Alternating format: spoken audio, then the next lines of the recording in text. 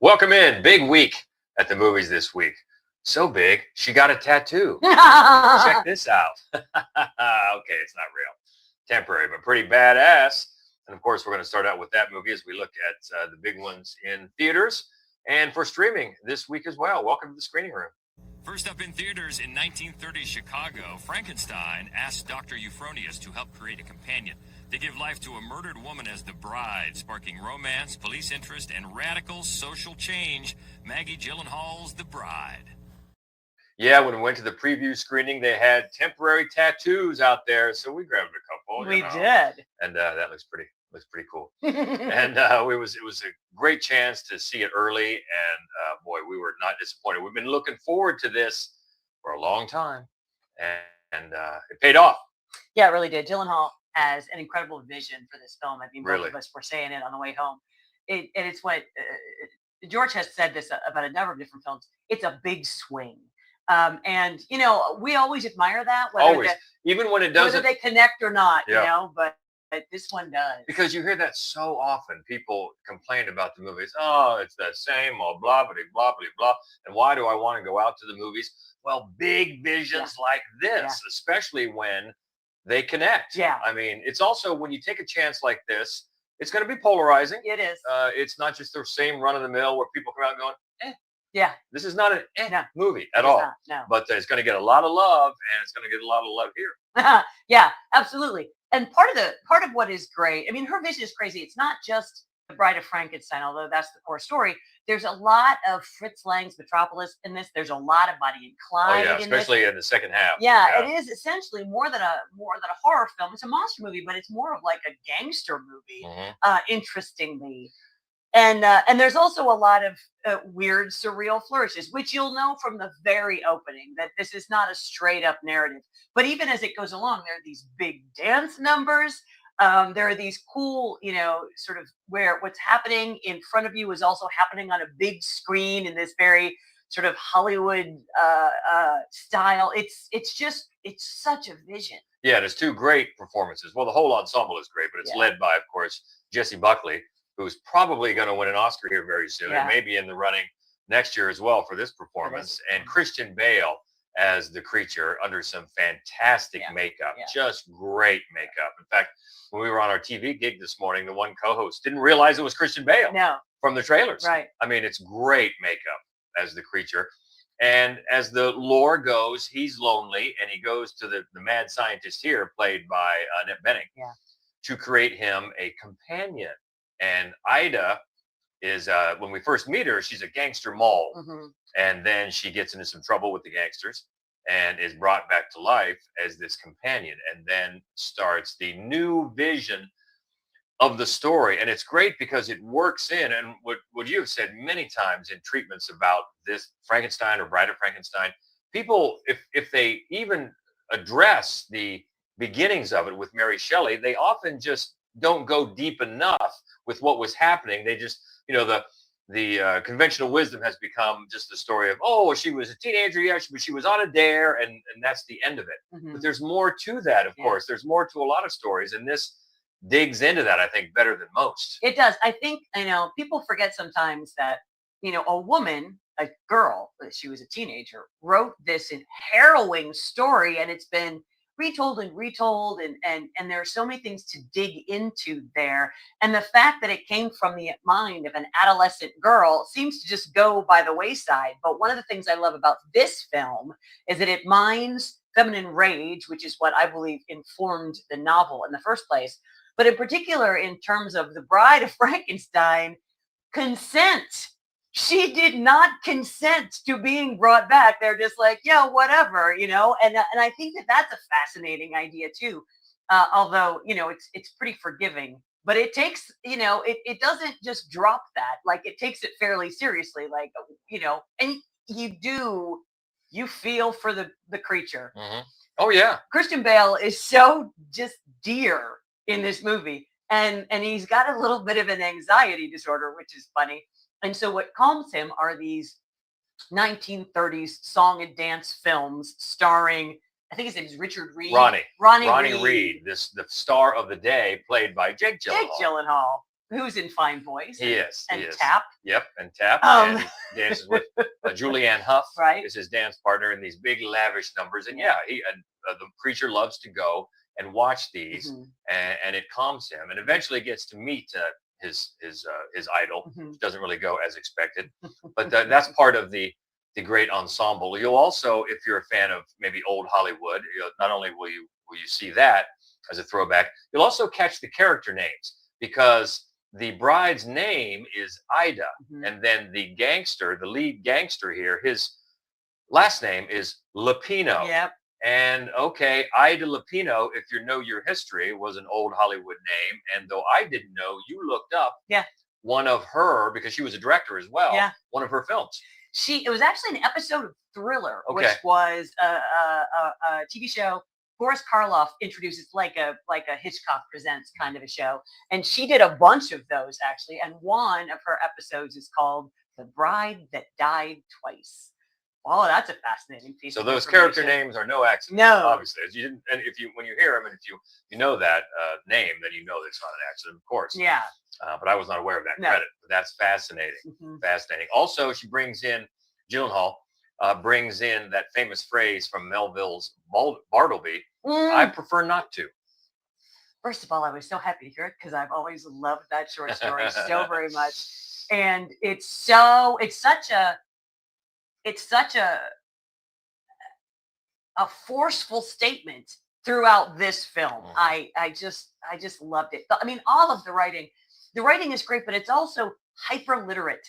As Mary Shelley kind of pops out of Ida now and again with this, and then that's really what draws the creature, like what enamors the creature is her brain. She's so smart, the things that she thinks of, and it's and for uh, Buckley really, it's a dual role in a way. It's kind of three roles, because eventually they all sort of blend into the bride. Mhm. But she's magnificent. I mean, there are different accents involved. There are different personalities involved. She's just wonderful. Yeah, as she has to, the creature, because she's playing Mary Shelley at the beginning, and then Ida, and then the bride, of course. And the bride has to quickly process what's going on, and she comes to terms and find out exactly what happened. She eventually finds out why she's been lied to a certain point, and finds out the origin of her situation, and then has to work through it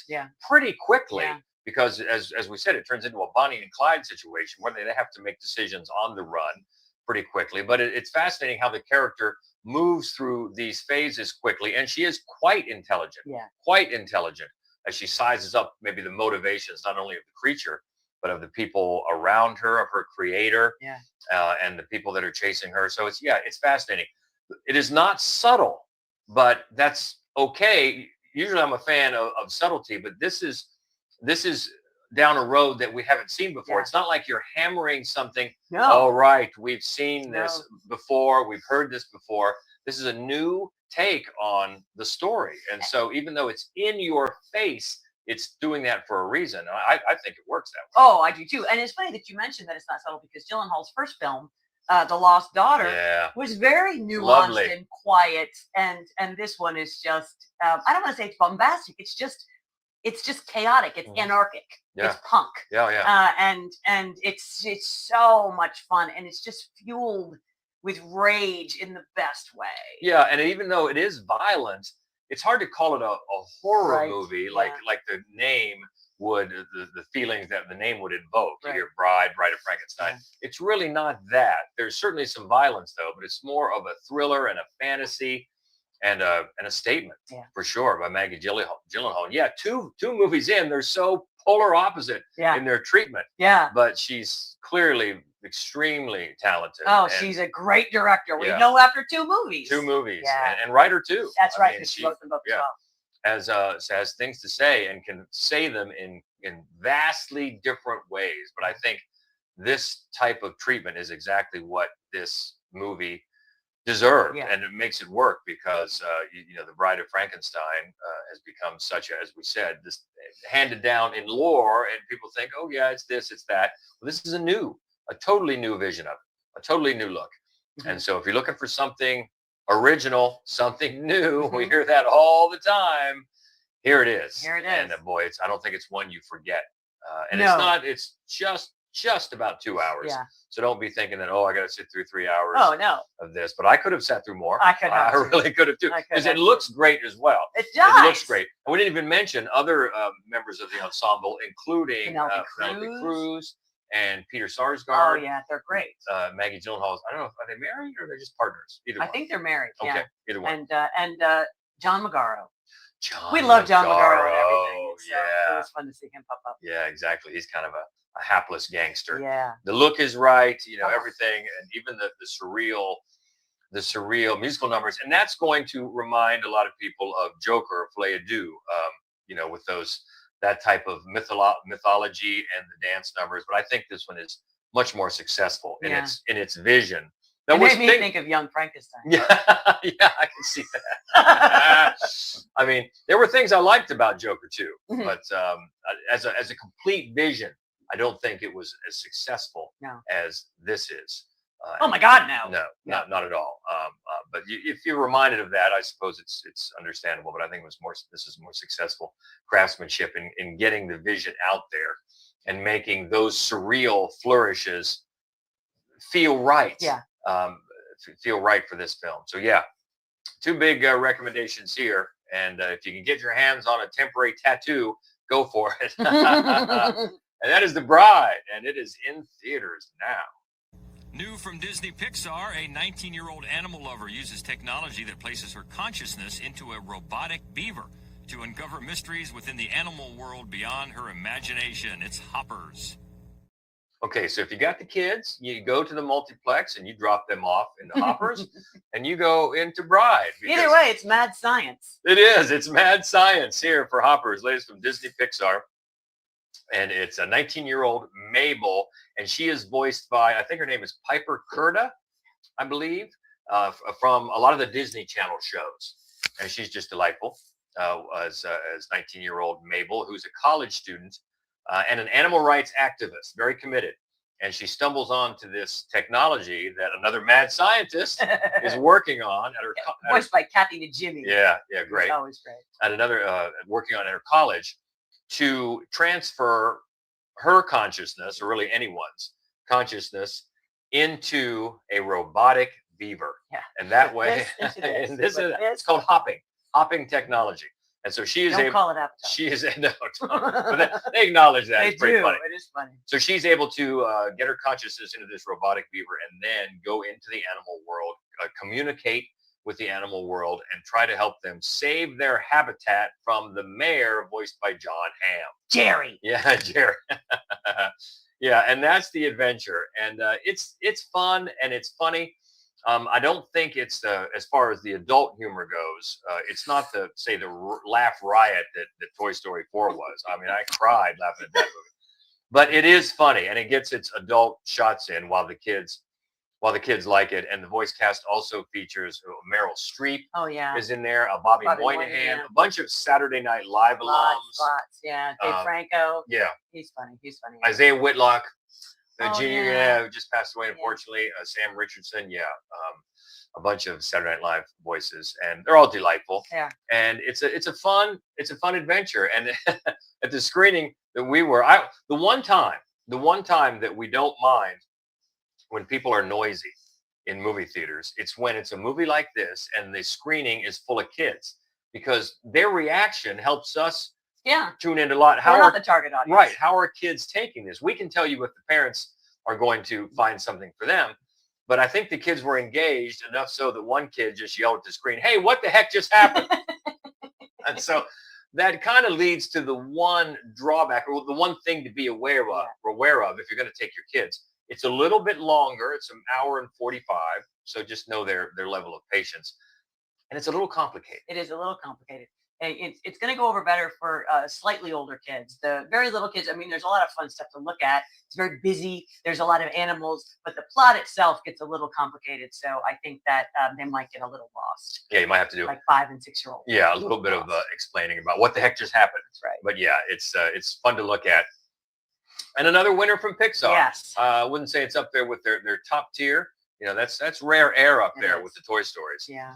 But it is funny, Oh. and especially when they start using emojis in their Oh, text. yeah.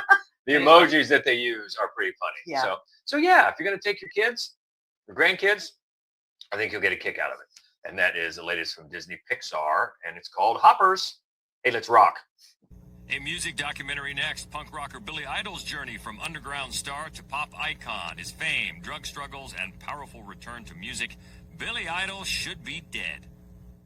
That's a great title. You're wondering why I wore that Billy Idol t-shirt. There it is. It is a great title, and the movie does a pretty good job explaining why that's probably so. Yeah. He really should be. Yeah, the Billy Idol documentary, directed by Jonas Ackerland. And if you happen to, Billy put out an autobiography about 10 years or so ago. So if you've read that, it probably is going to cover a lot of this territory, but this is in visual form. That's right. And it is fascinating. And even for big fans, we're both big fans of Billy Idol, and told some things that we didn't realize in more detail, maybe about things that we did, but not so specific. But it does a good job. I think it does a better job early on at setting the scene of his upbringing as young William Broad. Mm-hmm. Some of those young pictures when he was a kid are priceless. They're funny. He went through a John Lennon phase. He did. Long brown hair. The specs, yeah.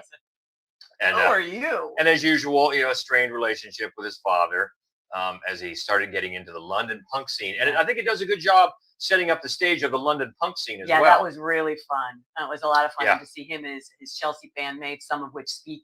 And then of course morphing into Generation X, and it's a lot of fun. Yeah, a lot of good memories there, historical footage, and of course you get Billy himself commenting all through with a new interview, commenting on it along with other people along the way. And then as it moves along, I think it starts to lose its focus a little bit because the director Jonas Ackerland, he starts throwing in animation and some talking head interviews with celebrities like your Miley Cyrus here and there, your Duff McKagan or people like that, and some black and white. And you just start to feel like this doesn't really have any rhyme or reason to it. It jumps around in the timeline a little bit. Yeah. So especially when it's coming on the heels of the Paul McCartney documentary that was assembled so well by Morgan Neville that just came out last week. This one suffers a little bit in comparison, but not enough to not recommend it. I think it was definitely satisfying. And then you get into his later years where, of course, he became one of the most recognizable faces on MTV. Yeah. I mean, he was a certified... Or the posters on my wall. A certified rock god of the MTV era. And we're still going strong today. I mean, this shirt was from just a concert a couple years ago. Yeah. And he still sounds great and looks great. And to bring it up to date is fascinating too, because now he's a doting grandfather. Very cute. We follow him on Instagram, and that's how he posts pictures of his grandkids. It's really cute. But it gets into his family story, which maybe is a little more surprising than you might know. And also, you may know, if you're a fan, you may know that he was up for the part in Terminator 2 that Robert Patrick played, the T-1000, the one that was chasing everybody. He was up for that part very seriously, and you get to see not only his screen test, but the reactions from director James Cameron. And that is fascinating. I knew that he was involved. I didn't know how seriously he was actually considered for that role. Very seriously. Yeah. Very seriously. He'd have been great. Yeah, he would have been. He had to look down. Nothing against Robert Patrick. No. But yeah, Billy Idol, especially at that time, I think he would have done really, really well. Then it talks about another movie project that fizzled out. Yeah. He obviously he has done films from here and there, little parts, but there were a couple in the pipeline there that didn't quite pan out. And then you get a real grisly look at the results of that motorcycle accident. Whoa. Yeah. And it's interesting. So they have some shots of when he still has like all the bolts and apparatus with this big open wound. And then like just a few years later, when he was in an interview, he pulled his pants up so you could see the scar. And then you see it again, like modern day. It's nasty. Yeah. Yeah, so Billy Idol fans, I would say definitely. We enjoyed it. We did. And they could have used more music. Could have used more music. That's another thing that was a little curious about the direction. And the director is very well versed. He's done a lot of music videos. He did a Metallica documentary. He did a Madonna concert film. So yeah, there are instances where you think, boy, this could have maybe benefited from some of Billy's own music. Yeah, like just there's segue. It should segue with like even just like the driving beat or the riff from one song or something to just give the film more of a musical flow. But. Yeah, seemed a little bit curious, but still a satisfying look at a life of a quiet life. No sex, no drugs, or rock and roll. Not at all. It is funny. Every time anybody asked him a question about his money, it was just like, I'm going to buy all the drugs. I hope I die of too much sex. He's just like, I can't believe my mom let me watch it. So, Billy Idol should be dead. We liked it. That is in theaters. Theaters now. Also in theaters during World War II, Tommy Shelby returns to a bombed Birmingham and becomes involved in secret wartime missions based on true events, facing new threats as he reckons with his past and rising national stakes. Peaky Blinders, the Immortal Man. This is one of those that's interesting because we've certainly heard of Peaky Blinders, never seen an episode. We don't get to watch much TV. Not one. I know my sister liked it a lot. And apparently so does everybody else, because it was one of those early screenings where there was not I can't remember the last time I went to one. There was not an empty seat in the house. That doesn't happen very often. No. And, it's like there was a show about the rich people. The Downton Abbey. Downton Abbey. So they've had, of course, several films, and we've never seen that show. And so sometimes, it's hard. And in a way, so is this, because it's clearly this, epic generational gangster saga. It's gorgeously filmed. The period, detail is amazing. The performances are great. It's a massive ensemble. And I think what this film does well, and it was written by Steve Knight, who wrote the entire series, is that the plot of the movie is standalone enough that I could at least follow that, right? There are a lot of details that, of course, flew over my head. I think if you don't watch Peaky Blinders, I think you can go in, you'll follow what's going on. It's very edge of your seat. It's based in true events to a certain degree, so that's fascinating too. And of course, performances are wonderful. Cillian Murphy is great. Barry Keoghan is great. I mean, the top to bottom, the performances are great. And it's fascinating. I found it fascinating. Now, the people around us, there are, I'll see a face and then you can just tell from other people, they're like, oh, he must have been like on the show. It's like people are like, ooh, I'm like, ooh, it's that guy. Oh, and also it appears to me that Tommy Shelby has a lot of dead brothers. There are a lot of, I didn't know. But I like that. I don't think a movie like this should kowtow to the people that haven't watched the film. No. I mean, I'm sorry, the TV show. This is for them, just like Downton Abbey was. And that's the way it should be. And then if people can come along and still enjoy it without having seen the shows, well, all the better. But this is for the fans. Yeah, it really is. And it's fascinating. And also, the story itself is about Irishmen shooting Nazis, which I didn't expect and was more than pleased to watch. So thank you. Yeah. So this one is going to be on Netflix on the 20th. Yeah, which seems like funny timing to me. Like, why skip St. Patrick's Day with your Irish show? Why not come out on St. Patrick's Day? I don't know. Well, maybe they're hoping to get a little theater action over St. Patrick's Day, which is, I think, the 17th, I believe. But always, the 17th. Yeah. So a Tuesday this year. Right. So yeah, good especially for the fans of the show, and even for people that just want to go and see a good yarn, a good Irish yarn. And it is an Irish film, so Barry Keoghan is in it. Yeah, that's right. But it is, you might be saying to yourself, how do you know fans of the show are going to? Because we were surrounded by fans of the show, and they were very, very happy. Very happy. So. Very happy. They knew what things meant as soon as they came on screen. Oh, here it comes. That's right. So, nobody but us was surprised when that hand grenade came out. Everybody else was like, there it is. We're like, oh. Nobody yelled, what the heck just happened? No. They knew what was coming. They knew what was coming. We might have yelled that. No, we followed it. So Peaky Blinders, The Immortal Man. It's out now in theaters, and it'll be on Netflix the 20th. But yeah, see it on the big screen. Yeah. A new rom-com next in theaters. A newly divorced sober mom goes to a wedding with a much younger date and behaves like a drunk 25-year-old bridesmaid to try and keep up. It's for worse. Wanted to like this right away. This is writer-director Amy Landecker. This is her debut, or feature debut. She's written and directed some shorts and some TV. And I've known her for a while because you may know her from the big screen as the neighbor in A Serious Man. Yes. And I remember her from that. But I've known for many years that she is the daughter of a legendary radio DJ that I used to listen to when I was a kid. He was on WLS in Chicago. John Records Landecker is her dad, which is awesome. And so she's now got this rom-com as her first feature. And it features her husband, Bradley Whitford. I did not know they were married, but they are. Been married for, I don't know, 7 years now. And it tells a story of, she is a woman who is taking acting classes, and she's taking a class led by a very funny, I'm blanking on her name, the little girl from Field of Dreams. Gabby Hoffman. Come on, Gabby Hoffman. How do I forget that name? Very funny Gabby Hoffman. And she's teaching her students just acting for commercials, on how to land commercials, because, you can make a lot of money in commercials.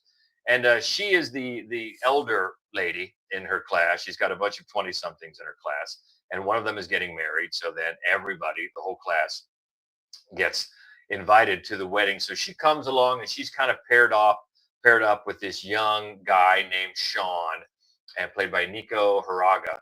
And are they gonna hook up? What's going on? Maybe something's happening, as she's trying to feel a little bit better about herself, because she's newly divorced, and her husband has a hot new girlfriend who's an influencer and does the yoga and wants to be too friendly or too much of a second mom to her little girl. So, she needs something for a pick-me-up.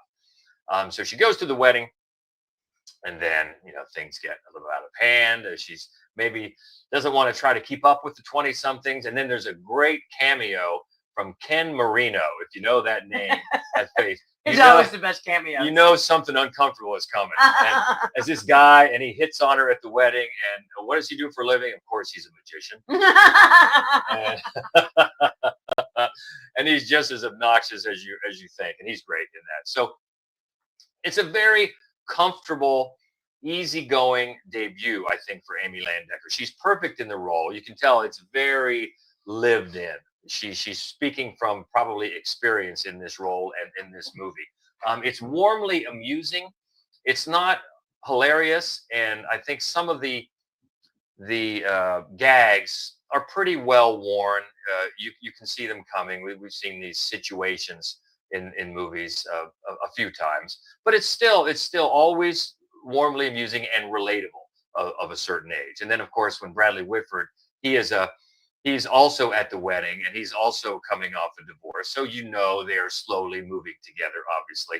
But it takes a little longer than you might think. And it's a little bit more surprising than you might think. But of course, they're very natural. Their natural chemistry together. And I think it's a very fine feature debut for Amy Landecker. I think writing what it's sort of a good standard here.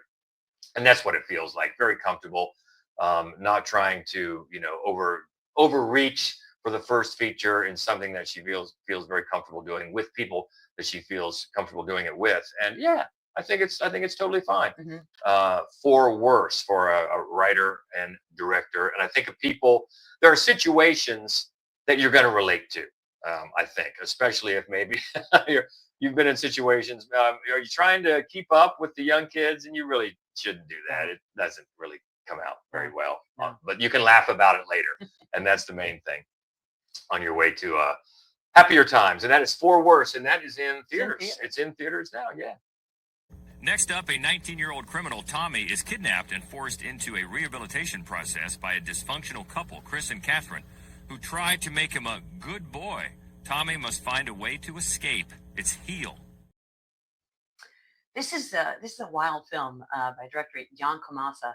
And what I kept thinking, so we also did not watch Adolescence. I know we should. We know it. But so many good shows. But of course, Stephen Graham is one of the stars and one of the writers. And it's, about sort of what do you do with violent young white men is kind of, and so is this movie. Only they take a pretty proactive approach. So, and Anson Boone is the name of the actor who plays Tommy. And he's great in this. You just hate him. you know, he's drinking, he's doing a lot of drugs, he's partying, he's beating people up, he's just being a dick. And he goes about it to the degree until he's just unconscious on the street, at which point Chris just takes him home, and that's Stephen Graham's character. And so he wakes up in the basement with a collar and a chain, like a big chain. And you know, I've actually seen a lot of movies where somebody. I was gonna say, is this Pillion? That's right. Oh my God. But it's such an interesting movie, you know, and it takes a little while before it lets you know why this man, and then you meet his wife, who's played by the always great Andrea Riseborough, and they have like a 10 or 11-year-old boy as well. Why they're doing this, like what is happening here. And they even go so far as to hire like a 2-day-a-week housekeeper while they have a man chained up in their basement. And that's just how benign they see this task of theirs. However, at the same time, there's always this weird undercurrent, because when she's being interviewed, Chris asks her if she has any distinguishing marks. And you're like, uh-oh, that's not a good Why do you need to know that?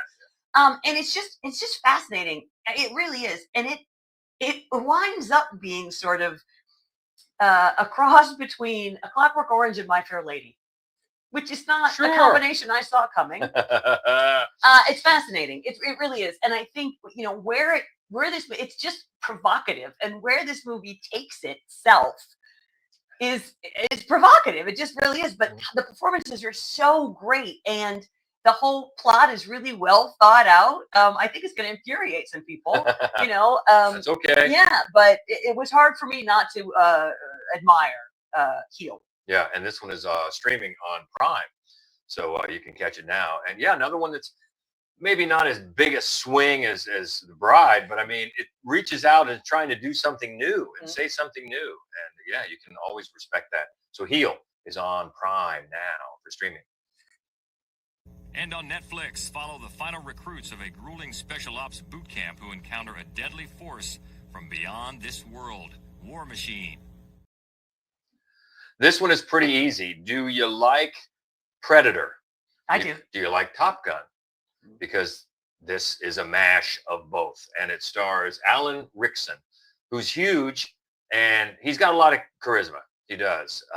It just helps on the screen. He's just one of those guys that, you know, comes through, because this one is mostly action, as he stars as a guy who is in the running for, he's in the class of recruits to be an Army Ranger. And he keeps coming back. He's older than most of the recruits because he's seen combat before, and he's very haunted by a certain thing that happened in combat, and that's why he wanted to be an Army Ranger. And because of his past, the Army has tried to pass him. No. Well, he's finally in the class, and when you get to the final round, they keep weeding people out with this tough, you know, type of grueling regimen to get down to the final group, just like the Top Gun flyers. And then they put him through a simulated mission to see how they really do under pressure. Well, this time that simulated mission gets hijacked by something from another world. Here we get in with the Predator. And so they quickly surmise that, oh no, this is not our commanders messing with us, trying to see what we can take. This is something from another planet. And so that's where you get the mashup between Top Gun and Predator. And, you know, it also features in the supporting cast, you've got Stephen James, who we've seen in a lot of things. We saw him play Jesse Owens back then. We got to talk to him when they had the race. It was called the movie The Race, because they premiered it at Ohio State. Yeah, Jesse Owens college. Yeah, and we've seen him in If Beale Street Could Talk. Beale Street Could Talk. Great. So anyway, so he's a good part of the ensemble. Also, Dennis Quaid shows up to do what Dennis Quaid does now. Puts his hands on his hips and just scowl at people and Isai Morales. Nice to see him. Yeah, always. Yeah, as their commanders. But it just becomes Predator and Top Gun, and the action is fine, and he's certainly a guy that can handle it, with his physicality. It comes on pretty strong. We talked earlier about not being subtle. This is when you're not being subtle in things we have seen a lot. And this haunted past that he's carrying with him, how that is going to work itself out, how that's going to come back in the end. And it certainly does. And it really does a lot of rah-rah by the time we're done. But it's that, fighting the aliens, and it certainly sets itself up for maybe more down the line. But if that is up your alley, and you have Netflix, it's Top Gun and it's Predator. He was skinned alive. No, there's none of that stuff in it. None of those. There's really no quips like that. So the humor, even that sort of quippy humor, is not at all. But it delivers the alien action. And if that's your bag, here you go. It's called War Machine, and we didn't even mention who the filmmaker was, because some of the action is handled pretty well. Patrick Hughes is the co-writer and the director, who has done Red Hell. The Hitman's Bodyguard. Oh, yeah. He did the first Hitman's Bodyguard. So there you go. Both of them. Yeah. Which did have some crazy, snarky humor. It maybe Expendables. Yeah, maybe this one could have used, but it's satisfying action with the aliens. Again, if you have Netflix, there you go. And it's not that long. It's less than 2 hours. So War Machine is on Netflix now. Okay, so the Schlocketeer, not with us this week. We'll catch up. We'll catch up soon.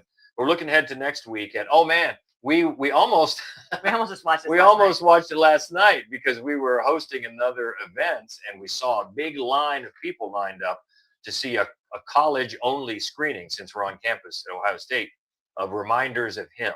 They do that sometimes just for the college kids, and we not anymore. We can't really pass as college kids. Plus, we were hungry. Just recently that happened. Hello, fellow kids.